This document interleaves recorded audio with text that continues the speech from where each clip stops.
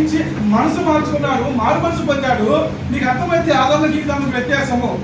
అప్పుడు ఏం చేశానంటే, అయ్యా నన్ను నువ్వు జ్ఞాపకం చేసుకో అంటే, నేను తప్పకుండా నీ మనసులో మాట నాకు అర్థమైంది, నేను నీకు క్షమిస్తున్నానని చెప్పేసి ఆయన అవకాశం ఇచ్చినట్టుగా మనం చూస్తూ ఉన్నాం.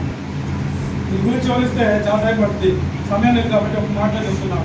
మనం తెలుసుకోవాల్సిన విషయం ఏంటంటే, నిరీక్షణ కలిగి మనం జీవించాలా. వాగ్దానం చేశాడు మనకి తీతు పత్రికలో ఉంది. ఏం వాగ్దానం అంటే, పరలోక ముందు మనకి స్థానం ఇస్తారంటున్నారు.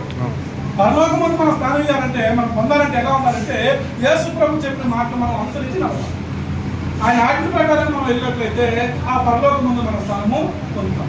అలా కాకుండా మనం ఉన్నట్లయితే ఆ స్థానాన్ని మనము పొందలేము. కాబట్టి మనం అందరం కూడా ఈ లోకపరమైనటువంటి ఒక ప్రయాసపడతాం కాదు, కానీ ఆ పరలోక ముందు స్థానం పొందడానికి ప్రయాసపడదాం.